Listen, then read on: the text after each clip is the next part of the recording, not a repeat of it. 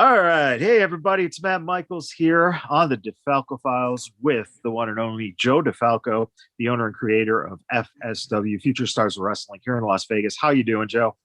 I'm doing good. I think I'm a little confused or something. I don't know.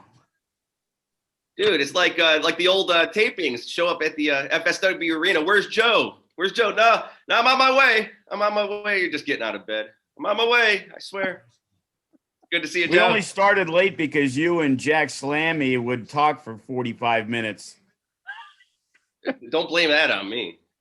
Hey, We had to make sure that the crowd was all cheered out before the first match. Yeah, just absolutely. Well, for those listeners, I've well, I was just going to say, let me say for those listeners and viewers who don't know, we have a great guest today, Mr. Pauly Kover.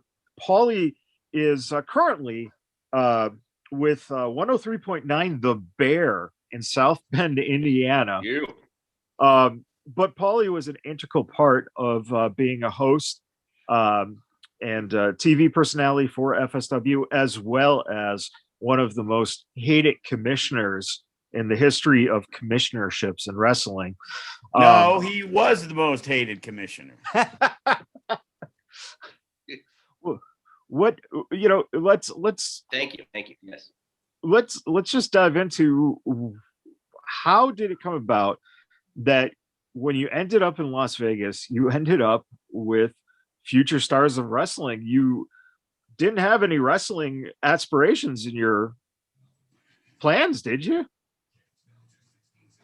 Well, actually, I got into radio in Cleveland, and at the same time I got into radio, there was a wrestling promotion in Cleveland, well, Akron, Ohio, that I was the ring announcer and television host for a weekly television program.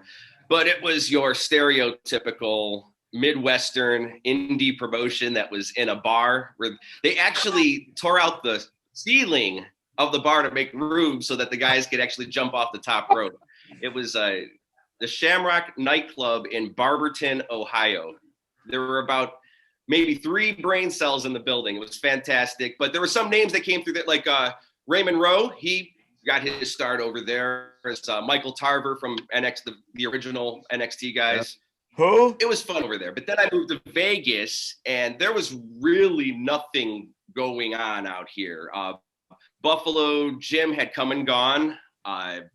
Every time I would look up something, I'd see like that Nick Bockwinkel had something, but it was already over with. There was another company that was going on. And then I saw some sort of advertisement about a guy that was working with CBS. And I sent him a message. I'm like, well, I work for CBS. And it was with a company called Adrenaline Unleashed. And the owner of that company was advertising through some sort of CBS. You know, he put an ad in with CBS and said he was working with CBS, but whatever. You have a wrestling company. So he would kind of follow me wherever I would go, give me beer and tacos at night, and I would put over his product on the air. And coincidentally, he schmoozed up to the guy that ran Extreme Thing, and we would promote Extreme Thing on our channel. So I talked about wrestling nonstop. But after like a year, 2 years, not once was I asked to do anything with the company. I had never stepped foot in their ring. I never showed up at their facility, but other coworkers of mine started showing up and doing, and I'm like, well, thanks a lot, buddy. And at some point, it was on Facebook, I believe, I received a message from a guy named Joe DeFalco. And he said, he invited me down to the FSW arena. I had no clue what FSW was. I looked and I saw there was a show on Cox. Was it Cox at the time, Joe? Well, yeah, it was. No, it was MyLV TV or CW, one of the two. And so I was watching that. I'm like, all right, this is interesting. This is different. This is more traditional than whatever AU is trying to be. Yeah. And it looks like they have more shows than one a year. And so I went down to the facility. I saw Joe, and I saw a guy in the ring training who turned out to be Mike Modest.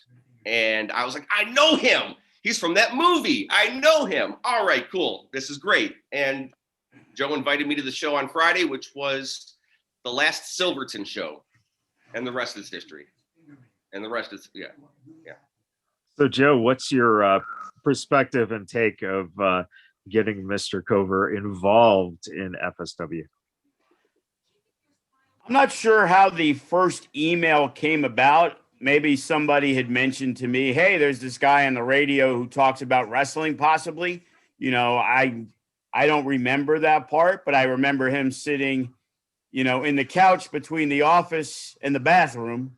And I remember talking there. Like, I remember those little things. I don't remember the thing that got us there. And, you know, he had an interest. He had a passion for the wrestling. And it was like, you know, we were starting to do the TV, and we were trying to upgrade and make things better. And, you know, in this business, especially starting, if somebody who can help you, who has, you know, some skill set, it's extremely important. It's extremely valuable because, you know, we had shitty production. We didn't even have handy cams back then. I don't even know what we had. I remember we had the crap of the crap, you know, but I always knew I was trying to do a good show. And even early on, we had good people on the show, and it was just trying to make things better and better and better. And then Pauly's first real gig was co-hosting with the legendary Jack Slammy on the local television show. Yeah, it was kind of crazy. When I showed up, like Joe was just saying, the production was absolutely crazy. There were three things that brought me on board more than anything, and that was first Joe's opportunity, the fact that he even opened the door, but the fact that he never asked me for 1 cent. And I went, all right, cool. This is a cool promoter. I can work with him. He's not looking for a penny. And I was very, I was like, all right, I'm grateful for that, because, you know, most people, they're looking for a couple bucks or some sort of, and I even said, because at the time I wasn't working on air. I was in a layoff period between gigs with the same company that, you know, I on and off with for 15 straight years in Las Vegas. So I said, hey, I can't give you the free advertising and all of that sort of stuff. He said, come on down and just let's see where, you know, you could fit in around here. I remember, though, when I showed up, there were 2 or 3 people that knew who I was. There was Cody, who came up, gave me a big hug and said, thank you for coming down here. There was Wes Beast, who gave me a big hug. And then Remy also, he was one that gave me a big hug and a smile. And I was like, I don't know who you guys are. I knew Remy from the TV show, because you can't forget the Fro. The Fro is very memorable. There was the Fro, and then there's Jack Slammy. How can you forget Jack Slammy and his giant mouth? And so Joe paired us up. First, I was live event host before I was on TV, where, you know, Joe just said, you know, just warm up in front of the audience pretty much. And that's where a very bad tradition started taking place after the shows. That was, I guess, my first bit of exposure with FSW. Funny Bone would chop me, and it got a big pop with the crowd. But yeah, it was a big cult following. It became a big cult following. People look forward to it at the end of yes. I should have charged money for it. I mean, I would have made probably a good $200-300 a night with that, but I mean, the handprints would last on my chest for 13 days straight. Then Rush got in on it, and Sin got in on it. And what's crazy is Modest, he broke kayfabe. He came out, he said, we're done. Joe came out, he said, we're done with this. No more of this. And right in the middle of it, the crowd popping, Rush is about to hit me. Joe's like, stop, we're done. And Modest pulled me aside. He's like, no, Mean Gene never got hit. None of that. You are the Mean Gene of this company. Reality, it's more like the Sean Mooney, but, I'll take the compliment. But he stopped. He's like, if anybody does that again, I'll beat the shit out of them. And Modest had my back. And after that, Modest really, he got a lot of points in my book. And I know other people have wonderful things to say about Modest, but in my book, he's one of the best. I love him. Joe, what is that like when you have the new guy coming in who is not an in-ring talent, but is there to warm up the audience, get people engaged, and then you have the boys kind of breaking him in to see if he's tough enough. was that something? Why was it a breaking point for you to finally say, okay, enough is enough? Well, I think I remember talking to Pauly, and he just wasn't that comfortable with getting chopped all the time. And, you know, I'm not made for it. You know, it was funny the first time, the second time. But again, in the wrestling business, everybody likes to wear out the welcome. It's like, you know, there's always that point. How many suicide dives am I going to see? How many times is somebody going to grab Joey Ryan's dick? And how many times is somebody going to chop Pauly Kover? And, you know, he's not a wrestler. He's not getting paid. He's helping us out. It's like, again, we want people to be comfortable that are there to want to be there. If you're not comfortable and you don't want to be there, guess what? You don't show up, you know? And, you know, that's one thing we've always instilled because, you know, there was always that old school mentality that, hey, you know, got to give him a receipt. We got to do this, you know, we got to see if he's tough enough, you know? And, you know, nowadays there's plenty of 140, 50-pound wrestlers who've done quite well for themselves that maybe 20 years ago, they would have gotten shamed out of the business. Yeah. You know, so, you know, they had their fun and it was time to move on. So, and luckily for me, I brought Joe Vernola with me into FSW JV, and they beat the shit out of him. Hey, you know, he blocked me for some reason on Facebook. Are you serious? Yeah. Oh, I got to find out what that's about. Somebody made a comment. I think I know what it's about, but somehow a comment was made. And then, you know, when he was basically answering to JV, it would say his name. And when he's on your friends list, it highlights. When I went to click it, I couldn't do it. So then when I went to the Facebook thing and I typed in his name, it says doesn't exist. So that would mean he blocked me. Did you not pay him one time or something? I probably didn't pay him most of the time. I gotta find out. Yeah, now I'm curious too. I'm gonna have to reach out as well. So let me ask guest. Yeah, we're gonna have to have a rebuttal with Joe. So Pauly, how did you take to acclimating to, you know, the situation, the fans, being you know, a live host, and did you see something there that you wanted to, you know, get onto TV? What was your avenue and your goal from when you first walked in to getting to TV? Well, go this month or next month is pretty much when I started watching wrestling, and I don't know if I'm freezing up now, but if I am, I apologize, gentlemen. But 30 years ago, I started watching wrestling, and the thing I watched more than the wrestling itself were the hosts, were the managers, the commentators, everybody other than the in-ring performers pretty much. And I wanted to do that. I wanted to be that. And so when I got into wrestling, I never in a million years want to get in that ring, bounce off the ropes. That's not for me. I want to host. I want to interview. I want to be some sort of heel manager at some points. So luckily in FSW, I pretty much got to do everything. And even in the future, even got that time to main event. We'll get there. You know, main event that casino show. You know, you gave that guy the rub, and look at him now. So look at him now. Look at him. Imagine who else I could give the rub to. Come on now. What did you see, Joe, in terms of having someone like Pauly there? He's obviously a great talker. He has a great voice. He has a good look. Did you immediately start thinking, hey, this is how I'm going to use him? Where did you see him fitting in at? What point did you go, hey, I'm going to put you with Jack? And that started the hosting gig for those two together. Well, it was the pre-show matches. You know, Jack would be out there also, you know, telling everybody, hey, make some noise. Oh, not loud enough. Make some more noise. And 14 minutes later, we'd finally start the show, and everybody was tired of yelling, you know?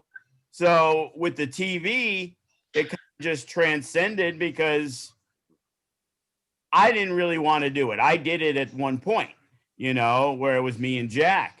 So it left me. I'm also doing the commentary. It's like, I don't need to be all over the place. We have somebody capable, you know, because I heard Pauly do color once, and that's definitely not a strong suit for him. So the hosting gig was perfect.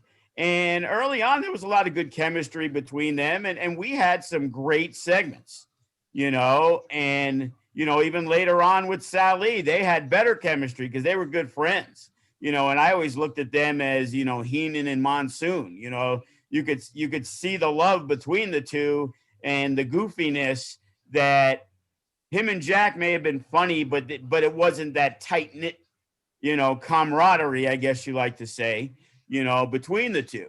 And you know, fast forwarding into the commissioner thing, you know, there was a lot of people that we had as commissioners, and the problem was we had Dino Danelli, we had Rocky, we even had Modest. And the thing was, a guy like Dino was like 70 years old. So there was nothing physical he was going to get in. Right. And the problem became for most commissioners were, you know, it was mainly the casino shows was the problem. Because as I tried to explain to everybody, if you go watch Monday Night Raw and you watch SmackDown, the commissioner was always involved in setting things up for the night. Well, at the casino show or the pay-per-view, Raw and SmackDown is what sets up everything for the pay-per-view. So when those guys came out, they were all kind of like, oh, you know, all I got to do is thank the crowd and do this. There's nothing to do. And it's like, Sean Ricker's not even getting the microphone tonight because it's the pay-per-view. You know, you guys are in a position and they were never happy with it. Okay. And I remember we were at a Sam's Town show and we were in the little cubicle area where we did promos, and Pauly came up to me. He was disgusted with the things that were going on, and he was going to come in as the strong babyface commissioner that we never really had because everybody was this heel commissioner trying to stack the odds. It was tried and true. It was done everywhere. And, you know, it just wasn't that exciting. And at the time, you know, Kevin Kross was really starting to explode. But Kevin at the time was also this heel wrestler that some fans were starting to get behind, but he was universally hated at the time. And that started to turn. And, you know, what happened after that, you know, really, if you go down the list of everything that's happened in FSW, I don't think you can find a better feud than Pauly Kover, the commissioner, and Kevin Kross. Pauly, what's your take on, you know, becoming the commissioner and then getting a chance to work with someone like Kross? And by the way, for anyone listening or watching, Kevin Kross, Eli Drake, Chris Bay, Matt Hardy. Look at all your former champions of Hammerstone, and Chris Bay. Yep, it's amazing that, you know, you go down the heritage of the lineage of the belt, and it's like almost 75% of your former champions are on a TV with you know, some major company, which is amazing. Don't forget Brian Cage either. Okay. Yeah, definitely. So Pauly, what was it like for you stepping into that role, and did that allow you a chance to, you know, I know you're a big Howard Stern guy, so did it allow you that chance to get creative in terms of what you could do to poke the bear with the crowd in becoming a, you know, a commissioner? Well, I mean, you can tell from if you go back to the Funny Bone Chops after the shows, the crowd was ready to hate me then, and they didn't even know me. So they were really, and it wasn't about hate, it was about, they just loved seeing me get mine. And I didn't even do anything yet. This is the beginning. Who is this guy? He's the radio guy coming in, trying to be a big shot with the wrestling company. All right, cool. But then I was the beloved interview guy, the goofy host. Never in a million years would I be commissioner. And I'm like, Joe, you got to get control of your company. He's like, well, I'll appoint a commissioner. Then he appoints Pauly Kover as commissioner of FSW. What do I do? And the first opportunity was, well, Jeff Jarrett offered me a spot to fill at the Global Force Wrestling show. I'm going to pick somebody from FSW. And that first assignment was to pick Kevin Kross. And that's where we started butting heads, was at that moment, because he hurt his shoulder in the match. And he showed up at a student showcase the next day to blame me for his hurt shoulder. And from that point on, that's when the crowd, they were sympathetic. And next thing you know, there you go. They don't like me because I hurt his shoulder for giving him an opportunity. And there was no way I could remain a face commissioner for long. Is that, Joe, is that just fascinating, the psychology of a crowd like that? Because you would think that Kevin being such a big guy, an intimidating guy, Pauly being such a small guy in comparison, that you would have sympathy for Pauly because he was giving an opportunity, and you should, like the meek guy as opposed to the big bully whining guy. It just fascinates me that was the whole flip for Pauly, just to be hated. Well, what happened was Kross got to appear on Monday Night Raw, and he did absolutely nothing. He was just introduced and tossed out. But the fact of the matter was, our hometown fans now saw this guy on Monday Night Raw, and there was no way that they're not gonna like him. Okay. Right. That was the turning point.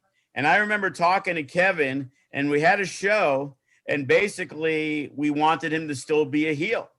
And he threatened to lock all the doors and basically beat the fuck out of all the fans in the arena that night. And then they turned around and started cheering. And I know I looked around, and whoever was beside me, I'm like, yeah, I don't think we can keep Kevin as a heel anymore. And that was it. And once that happened, now Pauly had to turn around and now, yap at the fans. Now, before he wasn't getting on the fans, but now he's getting on the fans. So now, well, you don't understand the fans in this. FSW fans, every one of them, every last one of them are heels. Every one of them walks into that building as a heel. There's nothing nice about them. They are filthy, cold-hearted animals that look at anybody that wants to present structure and discipline and respect. They look at that as crap. They want to see the garbage. They want to see violence. They want to see blood. They want to see people like me get my ass kicked. They like when somebody who's 102 pounds, like JV, gets beat up by Alcatraz in the middle of the ring. Well, I like that too. That was kind of fun, but they like that kind of stuff. So the FSW fans, as much as I love them, they are heels down to the core of it. So they had to. Plus, if you look at Kross, I mean, from the first moment he walked in the door, he didn't even walk in the door as a student. He walked in the door supporting somebody else, and everybody in the building constantly would just look at him going, you got to get up in there. I mean, we knew him from before that first bump that he took, and he was a star. So we got a little Pauly freeze. We're gonna just look at what he did. Pauly, are you there, buddy? I am here. Am I cutting out? Yeah, you just froze up for a second there. You guys are frozen. There we go. Up. Yep. That cheap internet. There we go. I told you.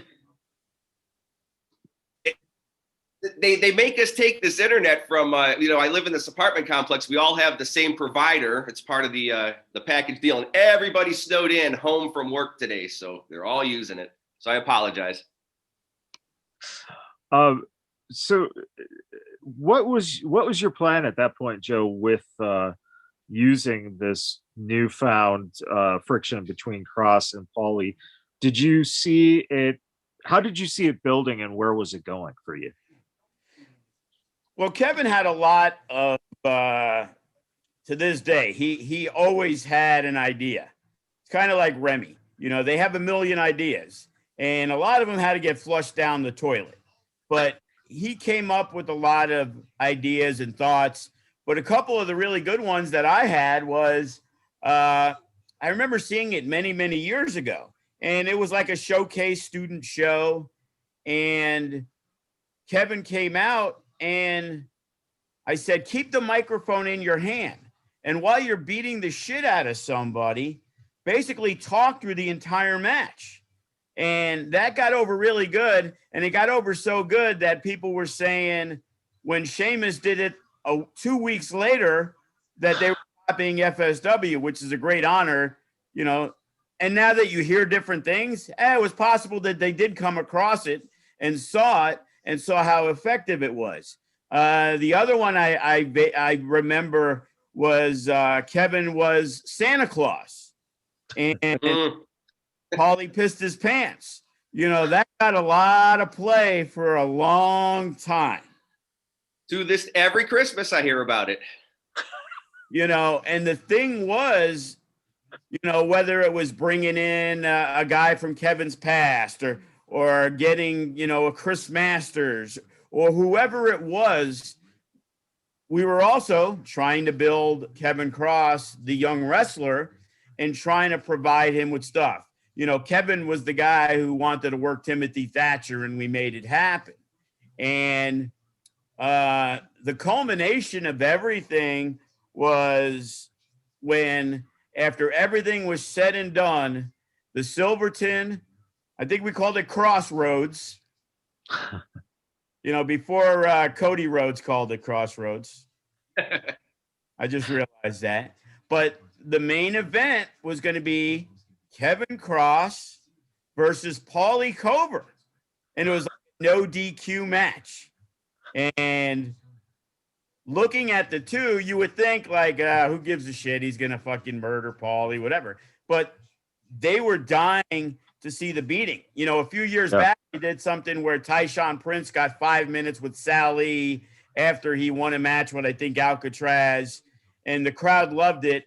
And Tyshawn really didn't beat the fuck out of him. Okay. But just the fact that he did some things.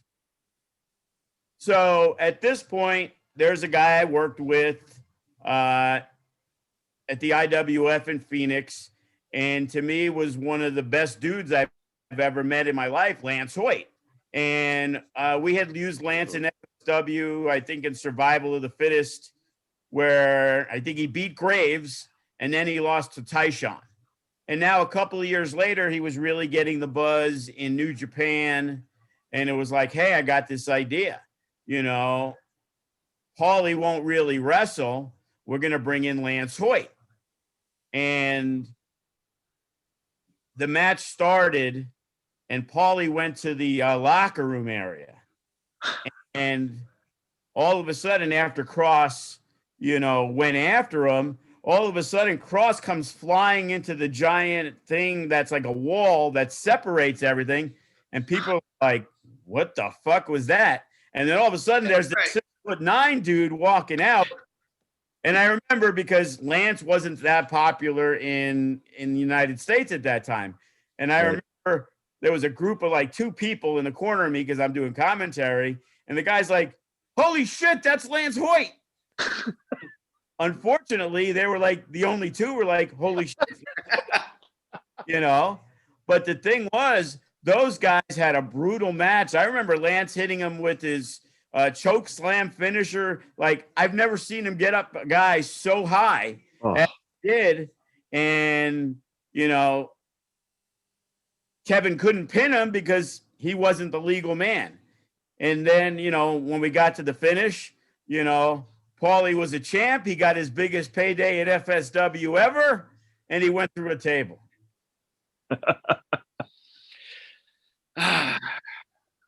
Memories. I still have nightmares. You know, it's a Jack Slammy award-winning moment of the year, you know. And feud of the year. Don't forget about that. I mean, really, it was, the build up to that, the fact that what the commissioner role did was put Kevin through all these steps. I wanted somebody that was that baby face, that hero in FSW, that Hulk Hogan, that Stone Cold, that somebody other than this evil, vicious guy that Kross is. You know, he's the heel. He's a heel at heart. And like I said, the fan behind it, no matter what he did, he could come out in a costume and they would love it. He could do and if he probably will at some point in his career be some sort of psycho clown.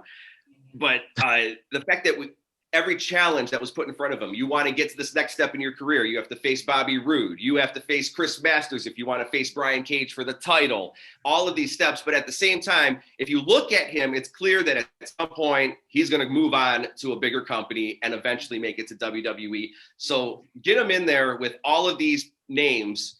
And now look at the file footage that FSW Network has of all of these. I'm waiting for the bid. I'm waiting for WWE to give me a call and say, hey, here's $25K. We want to buy some matches.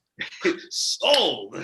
But yeah, now that, you know, him and Sean Ricker had huge feud. They wrestled a bunch of times. You know, Timothy Thatcher is a WWE guy. Or if they want to bury AEW, they could show him beating up Brian Cage. Or, you know, impacted by yeah. You know.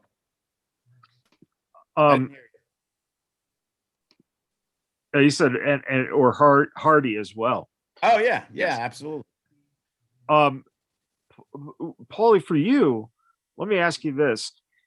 You developed, you know, you did all these different acts as commissioner, and you go through a table. Did you see yourself having to do something like that to essentially not only entertain the crowd, but show the guys that, you know, hey, in the end, I'm one of you guys and I'll put in 100% plus to convey that I want to get you guys over? Well, I never, ever in a million years ever wanted to take any sort of bump. I'm not made for that. I see people take bumps all the time. There are certain people that don't belong in rings that are taking bumps just because they want to feel that adrenaline and that glory of doing it. And, you know, because it makes a loud noise when you take the bump. And I just know that my place was where it was. But in this feud that was going on, because of how much I believed in where Kross could go, how much I believed where FSW could go, how much I trusted Joe, and especially how much I trusted Kross, because I knew that, you know, it's not going to be pleasant going through a table, but, you know, I know that some of that's going to go on to him, and he's going to make it unpleasant for himself as much as it's unpleasant for me. And I know for a fact we're both pulling splinters out of our ass for the next hour and a half afterward. I mean, cuts and bruises. That wasn't the hardest part, though. The hardest part is I blew myself up just walking to the ring that night for the introduction. That was the hardest part of the show. Wow. Joe, what do you think that means to the fans to see him finally get his comeuppance? Did you know that at that point when that match happened that this was pretty much the end of what you had with Pauly? If you did you do more after that, or did it become tiring at that point? Because when you build it up so much, you know, it's hard to then continue and keep the fans interested. You got to understand, Kevin was real quick. Well, just mentioned the fan reaction of going through the table. There's a fan video, which is actually a video my mom took while she's watching her son get put through a table. But you can see there's a point where our main fans that are front row at every show, they stand up like they're in church, like the Holy Spirit grabbed them, and you see them hugging each other like they won a war. It was really watching them is a lot more fun than watching the match itself, because between social media and the war we had going back and forth with each other, it was really so active with the fans, and they would follow me. I had so many followers from FSW at the time, and the fact that they would call me at my job, and instead of requesting a song, they would bust my balls and hang up. And it was really cool, the fact that everything worked together at that time. So it felt absolutely great to see them just rejoice when I eventually got slammed through that table. But then, yeah, I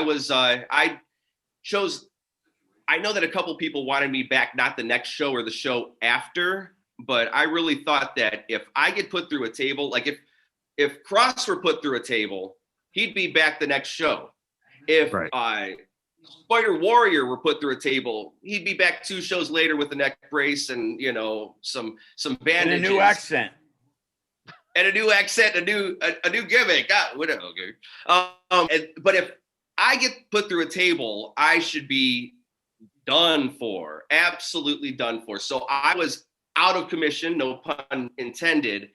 Though that's when I'm like, I need to be on social media still. I need to have a presence. And that night, I just decided to create an assistant that represented me on social media. And hey, hang on that for a second. Let me get back to what you asked about the Kross stuff. All right. I want to get that point. See, Kevin Kross was like the first guy that really attacked Facebook and Twitter. It first started with his videos. So people were always paying attention. I know the guy Tyson Tyler from Arizona, you know, he would see stuff. And that's how Kevin got on that super card. Like, I didn't even think he was ready at the time because he started as my assistant. So Kross got a dark match with Evan Daniels on the IWF show that it's funny to see that now he is pretty much challenging Drew McIntyre or whoever, you know, to wrestle. But besides doing those videos, I remember Kevin calling up Pauly, and Pauly's at the studio. So this transcended away from the ring, and people were watching it, and all of a sudden, Kevin shows up at the radio station, and Pauly's shitting his pants. So it's like, even if there was no show, you were still able to see that story continue. And as we all know, wrestling fans need to be invested. They need to give a shit. And even when nothing was going on a Tuesday afternoon, all of a sudden that story is still being told, even though there wasn't a show, you know, for a couple of more weeks. So, you know, once Kevin did that, now you see the influx of the Unguided and all these other guys that are putting out as much content as they can, because they now realize it's all about the followers. It's getting people to give a shit. You know, it's great. We were always thinking in 2013 and 14 and 15, man, we own this Vegas market. And until we then realized, wait a second, you know, again, we were that big fish in a small pond. We want to be the big fish in the big pond. And Kevin would carry the belt around and go to other places. And, you know, similar with Bay when he was the champion, that our guys would go out and represent the company. So, but if I'm not mistaken, I guess when Ricker won the title, this was after, correct, Pauly? Oh, so yes. Yeah, okay. So you're talking. So now you can get back to the assistant thing. Okay. So, and to and real quick to chime back in on what was going on with Kross up until then. I mean, he would take that title everywhere. I remember covering WrestleMania in Dallas, Texas back in 2016. And he was there as well. And he brought that FSW title everywhere he went. That logo was with him. I showed up at a radio program's event, brought, with him, we had lunch, we filmed a little segment. But I remember walking in downtown Dallas with, Kevin, just looking for places to kind of just show him off. I remember Evolve wouldn't let us into their show at that time. And boy, they're probably regretting that one now. Yeah, I'm gonna have to yap at Gabe when I see him. Yeah, it was Gabe. It was Gabe that came to the door. Hey, I work with radio, trying to cover things. This is the next big star over here. He's like, you guys could buy tickets at the door. Come on. But that was I believe McIntyre's last show before he returned back to the company. Something along those lines. Because he walked, I remember him walking in right before, and they were all, but I was like, uh-oh, big things happening. So what was the idea behind creating the persona of an assistant on social media? So I needed somebody to represent me that could still inform these heel FSW fans what's going on with the, plus I had to still work. I had a presence. So I acted as if Gilmore was holding my microphone at work, pushing my buttons, running my social media. And in my mind, whoever this character, if I don't even know if Joe would even have this, but in my mind, whoever this was somebody that if we were to use him would have no clue what wrestling was trying to break into radio, had nothing, was clueless about everything. Turns out he was clueless about it. But that the fans, though, would get behind. I would bully him. He would be a sympathetic character, right? So I can get my heat back at some point, because we have to go away from Kevin and move on to something else. And eventually maybe he would get the power and I would be put out the pasture. Right. Plus, I was getting my work was taking up my time, and I wasn't able to show up at every event. So somebody had to represent the commissioner. And then Joe, bright idea that a new student that was coming in would play this role of Gilmore, and he was perfect for the role. Perfect. but he wasn't a sympathetic. The minute he showed up, hated from the start. I mean, hated. You can go ahead. So, yeah. So, we brought this guy in. He was training at the school, and he wasn't good at all. He couldn't really take bumps. And I remember he took some time off, and then he was thinking about possibly being a manager. So when we kind of brought him into the mix, when Pauly started doing this, I go, I think I got a guy to be Gilmore. And then Pauly met him, and we both were like, yeah, this is definitely the guy. We put on the big glasses, and he was just like the total nerd guy. He was reading from a script where he was reading. It was like word for word, that Pauly would make him say stuff, and things were going extremely well, because Pauly wasn't even around for a while after this point. But to end the Gilmore story, he was made commissioner, and the next show we were doing was like one of our monster shows. And he comes in and he hits me up. He's like, hey, I got this idea. The show opens and I come out with these people with balloons. And I'm like, dude, we'll save that for the school show. There's way more important things to going on than your appearance. I know you're excited about it. Literally, when we were at Samstown, there's a delivery for fucking balloons and a whole bunch of stuff with giant hearts. And basically, he stormed off and was never seen again. I mean, this guy was given such an opportunity to jump right into a main event storyline right off the bat. He said, no, I want my name to be whatever it was. No. We have a character named Gilmore that, if you don't want to do it, somebody else will do this role. he was on, but every show he would show up, it'd be the clothes got a little fancier, big suspenders, always a giant top hat or something fancy. I always remember like the white shirt and like a bow tie. It's something very creepy. But then that's what it's not. You guys are my goes again. Yeah, hold that thought. Right in the middle. Your bandwidth is low, it says. All right. Well, you got me now? There we go. Sorry, guys.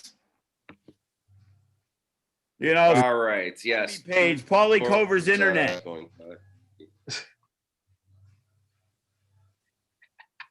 All right. So the point I'm trying to make is that the role of somebody like a host, manager, or a commissioner, commentator, ref is these characters that much better. It's not, we aren't supposed to be the focal point of the show. Right. It's not come see Commissioner Kover. My character is happy that I'm in a main event at a casino show. And personally, I'm happy that I'm in a main event of a casino show, but I know I don't belong in that main event. The opportunity shows up. You're not supposed to make it about you. And that is what made people like Mean Gene, like Bobby Heenan, though instantly they become stars of the show because of that, I guess, selflessness. Yeah. But in this situation, this person didn't appreciate that yet. And nobody was even humbling him. I don't understand why. I don't know if humbling even exists anymore in professional wrestling. But there was no humbling, and eventually he pouted off. And about 3-4 months ago, I heard from him for the first time. Wow. Asking me if I could write up an essay. He wanted me to write up an essay about my experience with the Gilmore character, what led to it, and all of this, so that he could present it to, I don't know if he's a teacher or something, wanted to present it to some class. He was a teacher. I'm like, and I ghosted him on that one. Like, come on, you don't walk off. And I mean, this character, there's so much potential going on with this.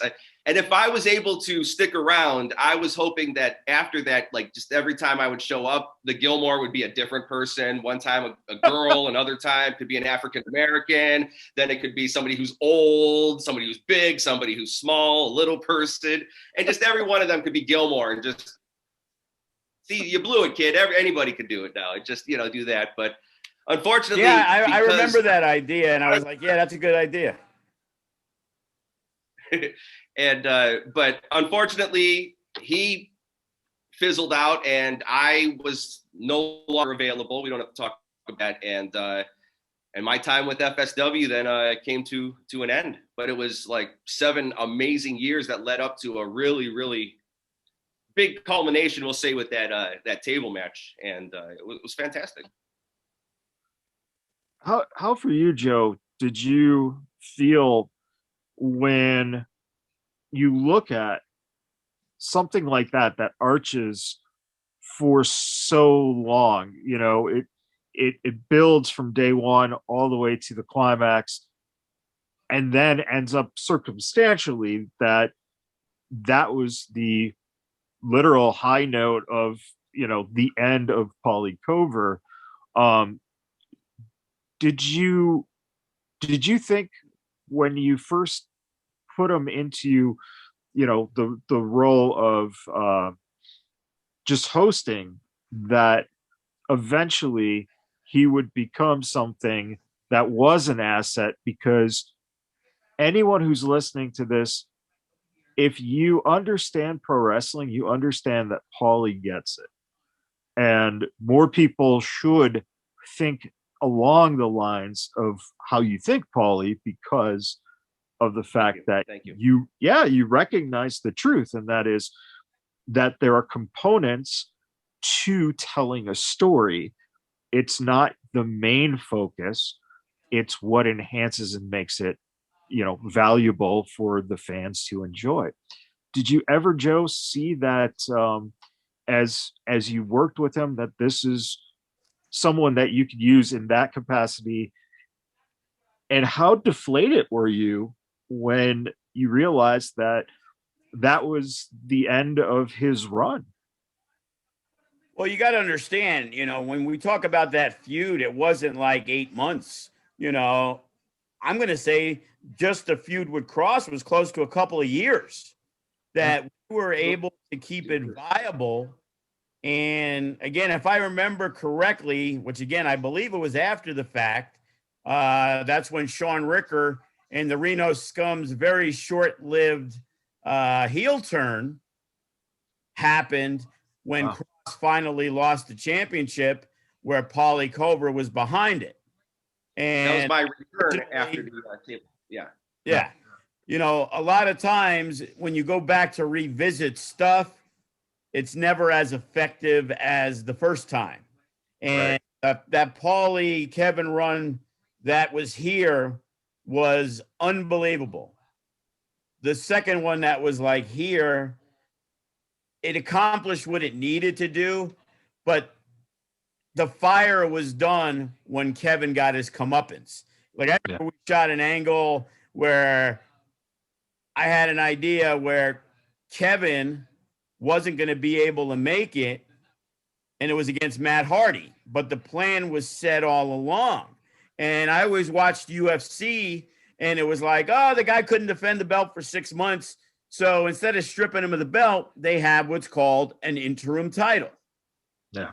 So I believe Kevin was filming Lucha Underground that weekend, and he wasn't going to be able to make the show. So 4 or 5 days earlier, we have Kevin and Pauly back at the Silverton, and we're filming where PJ Black, of all people, that was a different one with PJ Black, but he got kidnapped, and then it supposedly turned out to be PJ Black, but we never got to that part of the story. But the thing was, Kevin, because of Pauly, was kidnapped, and he couldn't make the show. So we're not going to have Matt Hardy just cut a promo. We paid Matt Hardy a lot of money. He was here to wrestle for the title. So I came up with the idea of Matt Hardy, and it ended up being Kenny King, the first ever champion. And we're going to have an interim championship where the winner will then face Kevin Kross. And I remember like the match is going back and forth. Kenny hits Hardy with the big move, and the ref counts 1, 2, 3. Hardy doesn't kick out. It's like, what the fuck just happened? And we're talking, and we go back and forth, and then we make the decision that his shoulder was up, even though you can absolutely see. And we thought the crowd was going to go and fucking turn on us at that moment. And then all of a sudden, Hardy won, the crowd popped, and nobody gave a shit that Kenny was robbed. Like, we never were able to revisit that. And then at the next show, we wrestled, and we had the old World Championship belt, the one that just says Wrestling Champion, and the FSW belt on a ladder, which we did, like, I think it still is, the first ever steel cage ladder match with Matt Hardy versus Kross, and Kross regained the title there. But, there were so many moments that you could think of. I remember him tying up, Tyshawn and beating the shit out of Marco that time. Okay, so that was maybe the seeds that were planted. This is Kross was in his feud with Tyshawn Prince, and there was a contract signing. And this is, yes, I want to say 2015. Yeah, that was like the student showcase thing or something. And so we had the table set up, everything going on. Kross comes out. He makes Tyshawn handcuff himself to the top rope. And then he goes and he beats up the security guard. And I'm in the ring the whole time holding a microphone, just, what am I supposed to do? He handcuffs the kid to the security guard to the bottom rope and just beats the piss out of him. But then he goes over, and instead of just grabbing the microphone, I told him, I said, don't just grab the microphone, grab my wrist and have me hold the microphone while you're walking around the ring. It'll just have a better effect than, just taking. And he just taunted Tyshawn, and all of it was a very good moment that put him as a heel, and he was still a heel. But boy, you saw the spark at that moment, and as it moved forward and progressed, it was just absolutely it was on fire. So, Joe, what would you say was your favorite or favorites moment or moments of what Pauly did with FSW? I think the match was the best thing because, in my mind, I love Lance Hoyt. Like, I thought that whole concept and how we did it was brilliant, and man, if we would have did this 3 months ago with Lance Hoyt, it really would have been a big deal, The worst moment was we were doing a Beers and Body Slams. Pauly showed up and we made him the commissioner again, and then he was never seen again.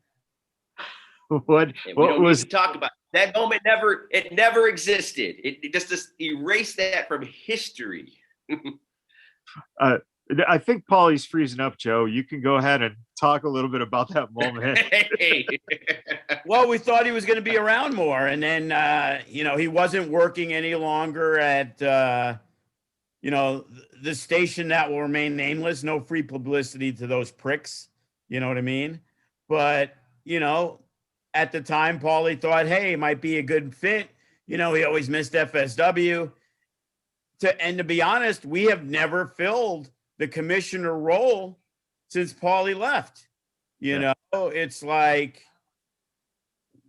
when Pauly did it compared to the other people, when the other people did it, it was nothing special. So trying to create a new way of doing things with a commissioner, we were always trying to think of.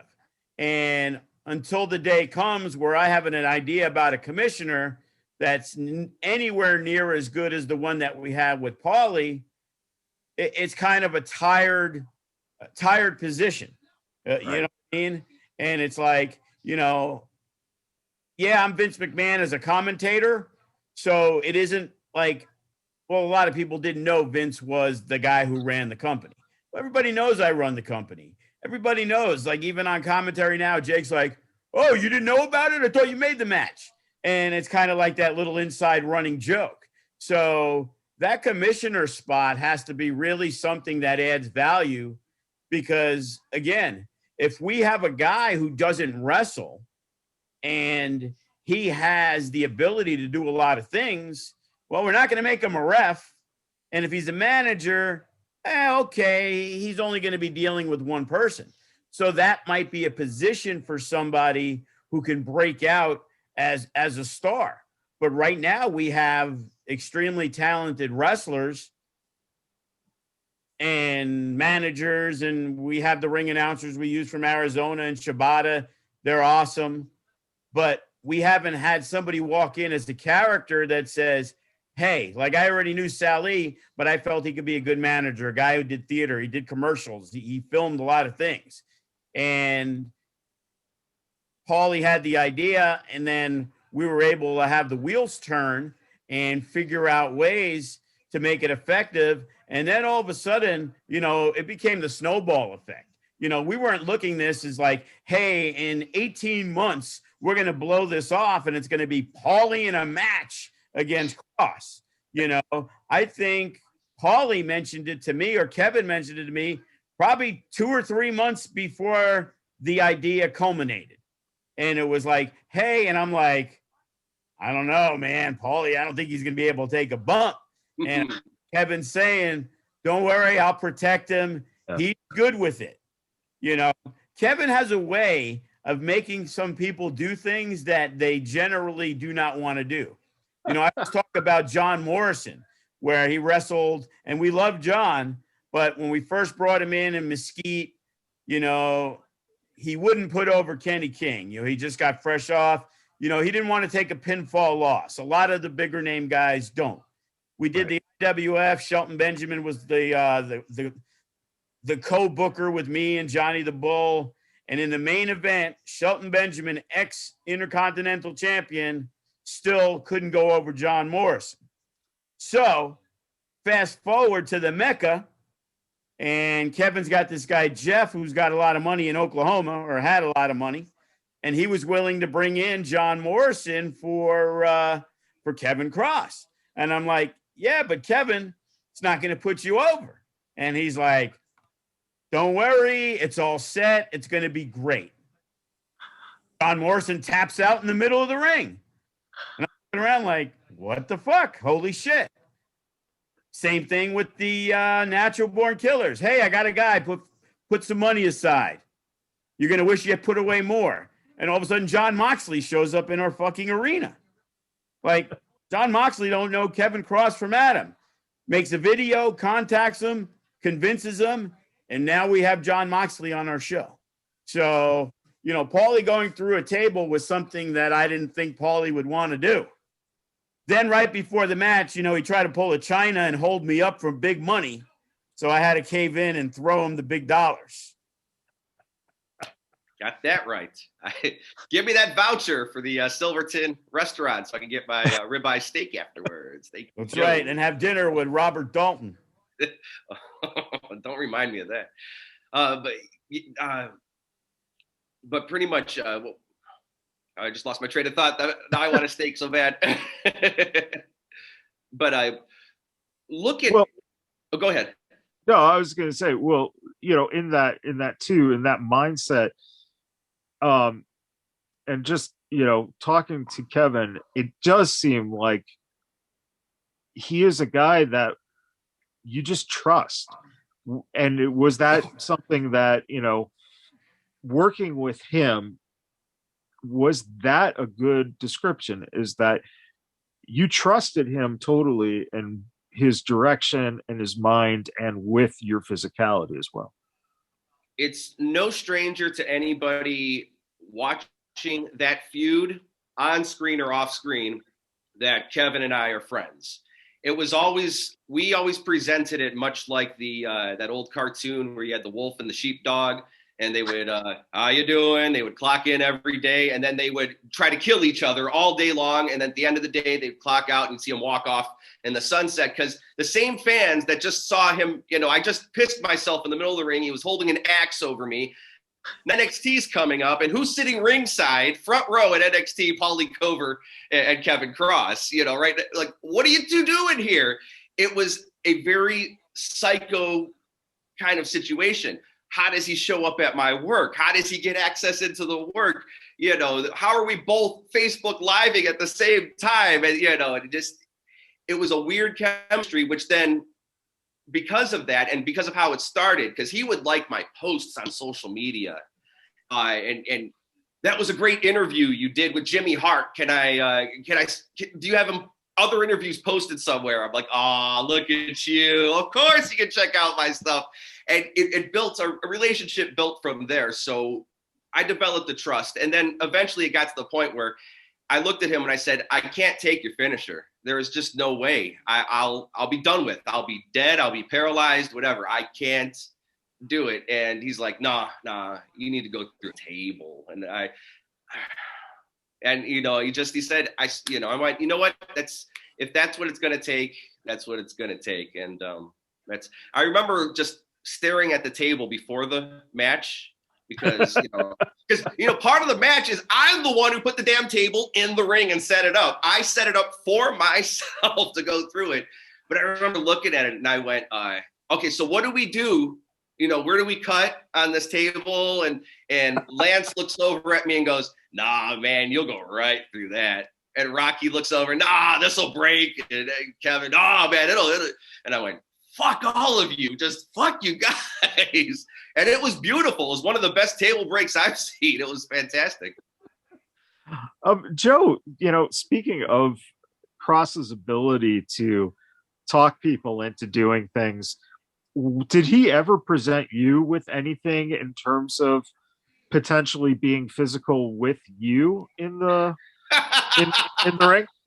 Yeah, he knew that wasn't going to happen because he wasn't going to job to me, and that was the only possible thing that could occur. But I'll tell you a funny story. So, now that it's becoming the Kevin Kross hour. Uh-oh. I I remember we had Cody was the No Limits champion, and he was feuding with somebody. And I remember Kevin coming in, and he's like, "I got this great idea."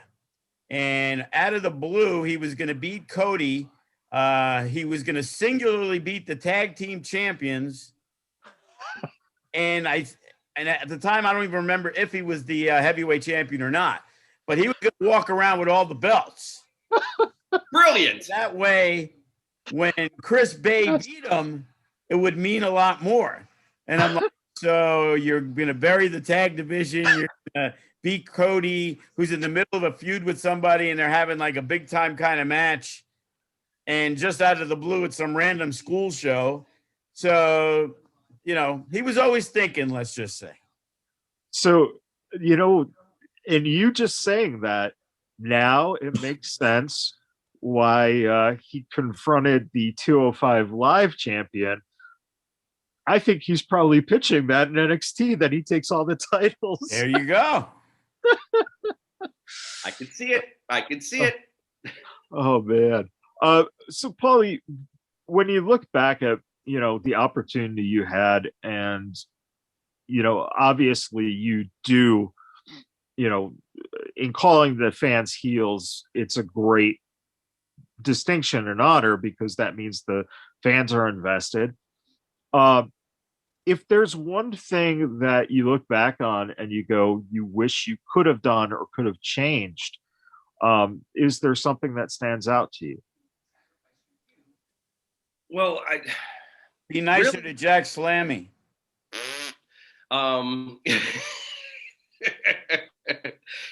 No, I think the fact that there were like 3.5 years from the time I stopped with FSW to the time I moved away, that what could have been done, the people that came through FSW after, that's where this role, you know, where that could have gone. Imagine how Commissioner Kover would have praised and loved Hammerstone as champion, how much he would have been pissed when Young Boy became champion. Look, I mean, of anybody, it would have been like just a mockery. That you just, the things that could have, you know, Chris Bay would have been fun to see what could have been done with him. And I always thought that there was something that was needed with Jack and Remy at the time that was going somewhere, but just because of the situation, it never went anywhere. And I just wish that I could. I just wish I could have added. Feud that never happened, that I was looking forward to when they came back from China, and it just.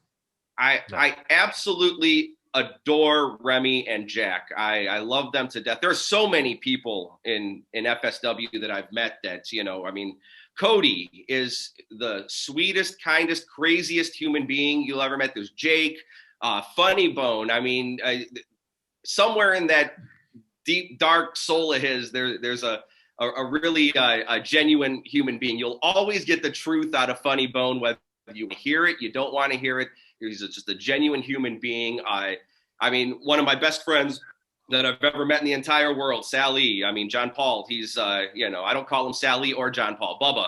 He's, I mean, the fact that, you know, Joe and Joey and Deborah and Rocky and just the family aspect in that whole time. My favorite part of FSW was during the daytime, sitting on my ass at home on Facebook, just going back and forth with Joe. You know, I could scroll through the past like 4 years real quick in our conversations, because there haven't been too many, just of circumstances. But prior to that, it would take you a lifetime to scroll through. I mean, mapping, I mean, he would tell me everything, and we'd go back and forth, and, you know, I would bounce some ideas off of him, and Joe actually used many of those ideas, which the fact that Joe gave me an opportunity to be creative, to work with Jack Slammy. I mean, as much as I may bust balls on, you know, his performance sometimes, I would show up, he would have the light set up, the audio set, everything was set up and ready to go. He didn't know any of the people on the show or any of that sort of stuff. What's great, if you get the FSW network, and I recommend it, I guess in an effort to get content on there, there are full hard cam views of entire events with the warm up at the beginning and the 15-minute intermission with the raffle giveaways in there.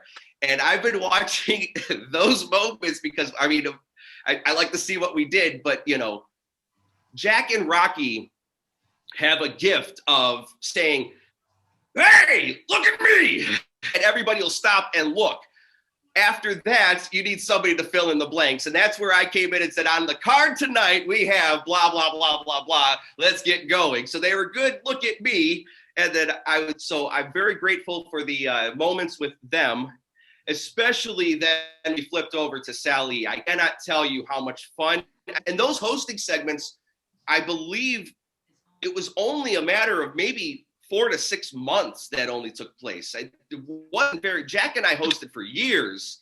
And then Sally and I, it was real quick, but I believe we created some magic.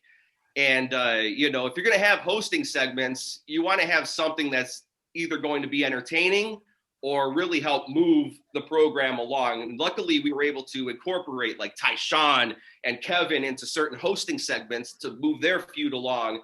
And, you know, or Modest would be in there locking us out of the building so that we're, you know, dying of thirst in the desert heat outside. And Joe let us be as stupid as possible. And the fact that Joey was behind the camera, or we had Robert or Matt or whoever was running the camera at the time, and then Joey would piece it all together. Joey, you know, Joey is the heartbeat of FSW. He's the veins, the blood pumping through it. He is the brain, the nervous system, and everything of FSW. He did it all. Yeah. But if you I got to give you props. You know, I can't believe FSW existed without him. I mean, well, Joey, when I started with FSW, part of my job, because of how shitty the audio was, especially with commentary and everything, I offered, all right, you know what? I'll set up and I can record. It was Disco and it was Joe. Every Tuesday afternoon, we would record commentary for High Octane, and I would, you know, work the audio. And the fact that Joe gave me the opportunity to sit next to, you know, Disco Inferno, who honestly was one of the only reasons I liked WCW. And now I sit back and I think, I go, whoa, what an opportunity I missed, because podcasting wasn't a big thing back then. Adam Carolla really hadn't revolutionized everything yet. And the fact that I'm sitting there every Tuesday with two guys that like to talk. And now look, you got yourself a show every week. Disco is on every podcast possible. I'm like, what a missed opportunity to have started a podcast before. See that? You could have still been in Vegas if you did that. Oh, the money I could be making now. but I'm so grateful.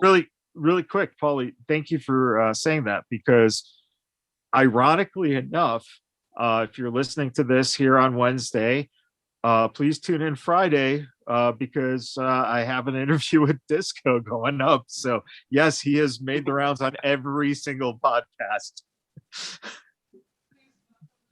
He's really a good guy. Absolutely.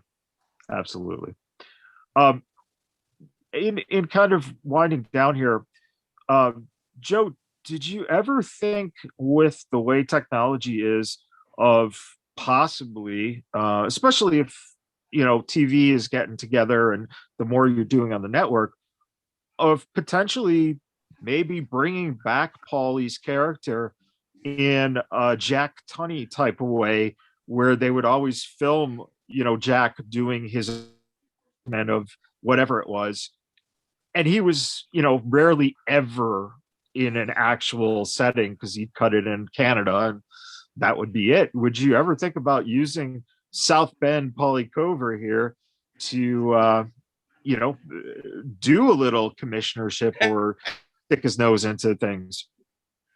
Well, it's definitely possible, because one of my favorite managers, guy I did color with, Stu Stone, because he's always in Canada, you know, we were discussing, you know, not really any commissionership thing like that, but just some kind of, you know, pop culture segment that might air, you know, weekly or bi-weekly, you know, every couple of weeks on the TV. And Stu was up for the idea, but, you know, with the situation going on, we never really finalized the deal here on TV. So, it's definitely a possibility. Again, it all depends on scheduling. It's like we got my boy Lawson and Sally are supposed to be the new co-hosts of the TV show. But, Right. Scheduling wise, Lawson and Sally, they've had a hard time kind of, being able to get together. So there's always possibilities, but the problem is, fans of FSW, yeah, we definitely got a lot that were really, big fans 2, 3, 4 years ago. But especially not doing shows, the question is, will he be remembered? Absolutely. But will he be remembered enough that people are excited about what we're going to do? Because I'm pretty sure Well, Pauly. you see with the new FSW network, what's so great is you can go back through hours and years of footage and tell stories all over again and present something in a new light. And what's great about this pandemic is, why not go back and polish up?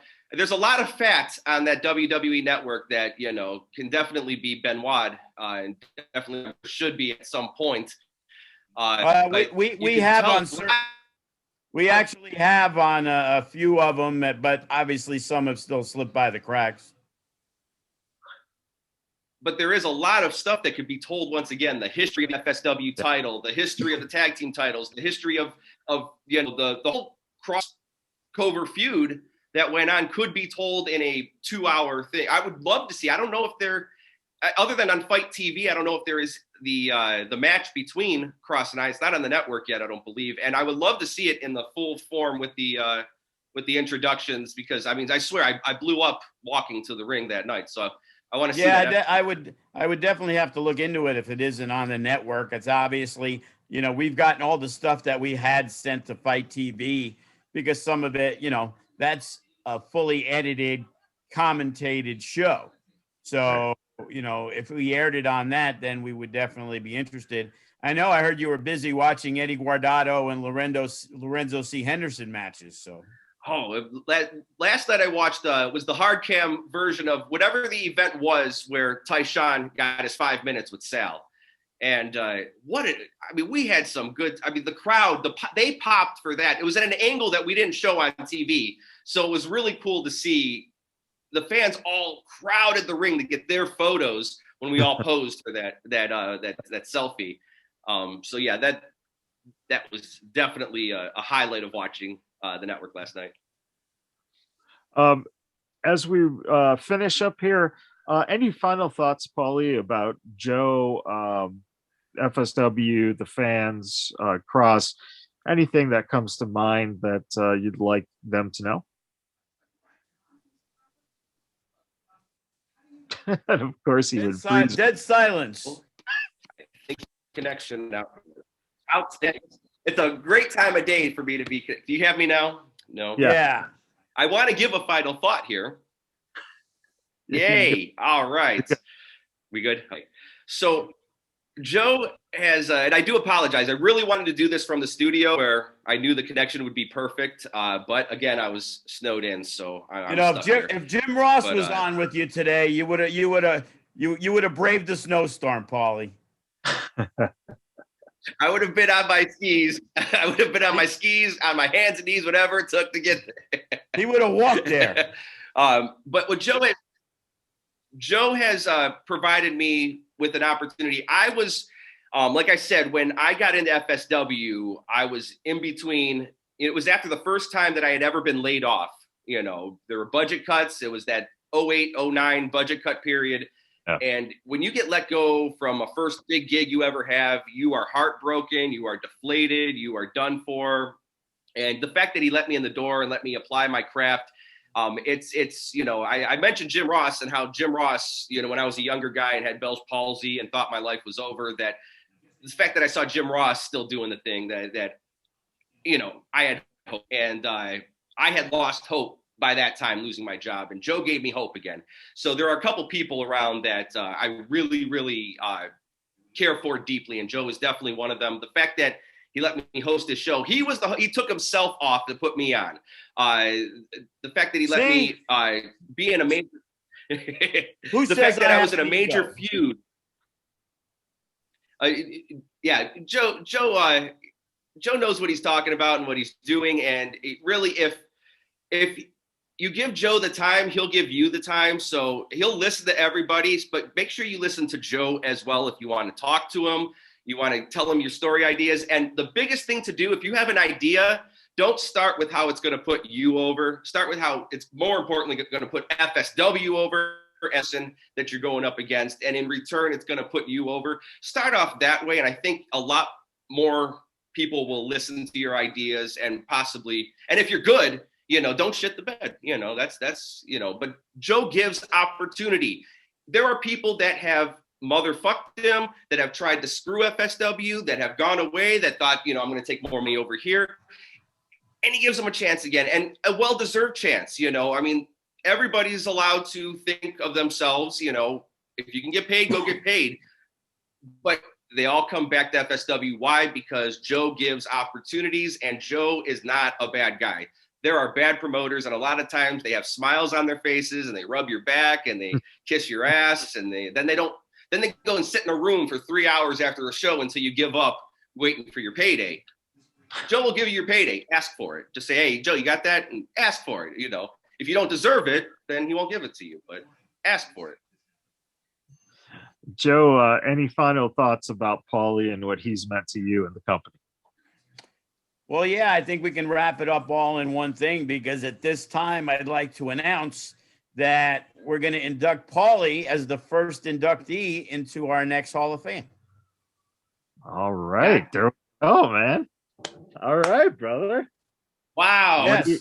It would have been last year, and we knew Pauly was going to be out here for AEW weekend. And it was like, you know what? He's been gone long enough that, he was involved in one of the biggest periods in FSW history with Kross, that, Pauly was, Pauly, Jack Slammy. It was a tough decision. We decided to go with Pauly. And Pauly will be excited to see who the other representatives will be. That should be fun. Thank you. Wow. I mean, when you started the FSW, because if I have it correct, it's FSW, it's Las Vegas Wrestling Hall of Fame for the history of, what has taken place in Las Vegas. The fact that Nick Bockwinkel is in there. I'm sure at some point the controversial Buffalo Jim may get a mention in that Hall of Fame. We never know, but he did provide years upon years of entertainment. The fact that Rush is in there. I mean, there's so many names of so many greats that have come through, and the fact that you even want to include me, I would think that, I mean, it's humbling. I do appreciate. I tried to give my all in my 15 and a half years in Las Vegas on the radio. My bosses never asked me to cover WWE or FSW or AU or any of those companies. My bosses couldn't care less.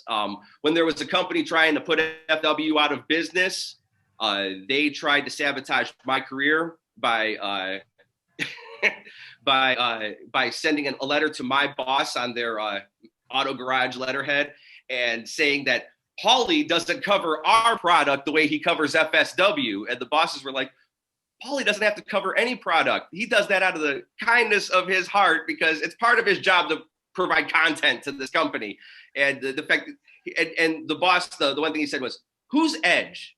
I'm like, what are you talking about? It says in this letter, Edge was at my show. Pauly should have covered that. But nonetheless, there have been people out there do all that. And, it's my loyalty and everybody's loyalty should lie with FSW.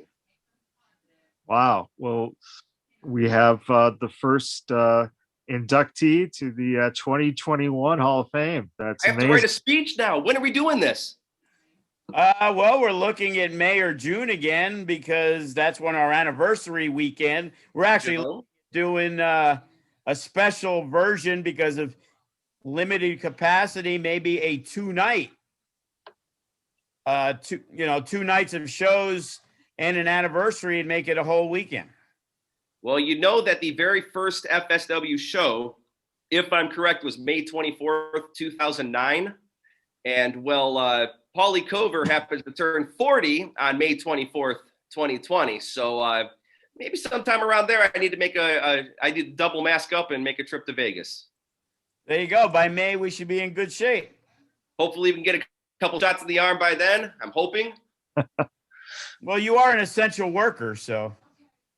Oh, thank you, Joe. Can you get that notarized, please? And let me take that somewhere. Give me my damn shots. Well, again, if anyone is not familiar with Pauly and what he has done with FSW, check out the network, check out Fight TV.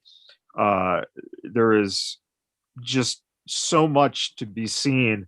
And like Pauly said, from different angles, things that you might have not, if you haven't been there, it's like you're actually there for, the live events that capture everything. But also, if you like good radio in the South Bend area, tune into 103.9 The Bear. Grab it for free on the My Bear app. I mean, it's absolutely free. The My Bear app, you can hear me every day. It's rock and roll. It's not, this modern alternative stuff, which is great for itself, but we play everything that you could possibly imagine that is good rock and roll. We cut out.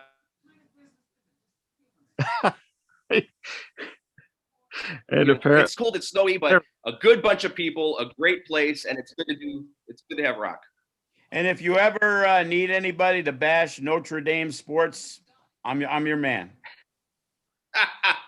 I'll remember that if I ever want to get my ass kicked. Well, you could have Alcatraz on the other side talking about how great Notre Dame is, so we could have a debate why Notre Dame sucks. You know what I mean? Very true. And then that will lead to the Hall of Famer Alcatraz putting the Hall of Famer Pauly Kover through a table. And hey, Matt, real quick, Matt, I want to thank you for hosting this and starting up this program with Joe. Being stuck out here, moving to a new place during a pandemic and not knowing a bunch of people are getting out and stuff. It's good to see that there are programs like this where I can, reconnect with old friends. I can listen every week and hear people. I mean, you do it. Lawson had his cup of coffee while he was still interested in doing that, but now he's doing some sort of like softcore porn in the backyard. I don't know what that is that he's doing, but between that and whatever the hell Sin did the other nights, I don't know what the hell's going on in Las Vegas, Joe. Yeah, we say we thought there'd be a lot more wrestling involved in that match. Wow. That's a whole other program. And I think you've touched a little bit on that one with Sin. Well, on that note, everyone, please, again, tune into FSW, get the network, and tune into Fight TV, tune into the YouTube, the Twitch channel, and catch up on everything. So when the pandemic is over and there's new content and live shows, you'll be able to just come right in and be a part of the Heel Crowd family, which I think we might have new shirts there for fans. The Heel 10% right here. Well, didn't you have the Kover Coalition shirt that Tom Crawford bought, right? Well, if you made your own shirt with my name on it, you had to give me $20 for it. There you go. So, I got a whopping 40. Before we do go, I want to mention a bunch of things. I got a big phone call today with meeting with one of the major venues that we would love to be doing shows at. We're trying to incorporate, because we deal with Impact and GCW, maybe, an all-day thing down the line. But we got the network exclusive shows. They're going to be weekly. We're looking at doing some more, closed set shows, but because of the regulations being eased up a little bit, we could bump it up a little bit for the invite only shows starting yesterday. But on March 15th, the numbers go back to 100 in our facility. And if Sam's Town is able to get an entertainment department going, just like the Golden Knights, the large gathering events, they have been, been approved as long as you go through the state. And the Golden Knights are looking to put 3,000 people at the hockey stadium, right, and T-Mobile. And, we're looking to be hopefully down the line where an 800,000 seater, the numbers that were thrown around before they got taken away, was 250. And that's why we're saying if we can have 250 people, we'll do a 2-night doubleheader, similar to what WrestleMania is doing, because they can only put in so many people. They want to maximize, what they're doing. So hopefully in the next couple of weeks, we got some big announcements. And I'm glad you said the network. Nice. The network exclusive shows just this past weekend. Who knew that Glenn King would become a manager for Jimmy Wang Yang? Right. It was brilliant stuff, and stuff that just you'd not expect. That's right. $7 for 3 or 4 network exclusives a month. That alone is only $2 to watch a show. Yep. The Jimmy Wang Yang segment was worth the $7 itself, just to say that you saw it. Oh man, I'll never forget it. Yeah. That's what wrestling's about. Moments that you will remember till the day you die. And with that being said, everyone, thank you for watching and listening, and we appreciate everything that you guys do for us, being a fan base. Thank you so much, and we can't wait to be back next week and bring you another exciting episode of the DeFalco Files. And please support the Vegas Bad Boys of podcasting as well. And until next time, take care, everybody. Okay. It's the DeFalco Files. That's right. So yeah, I got to my buddy who does nightclubs in New York and Atlantic City. They're called Boogie Nights. They're like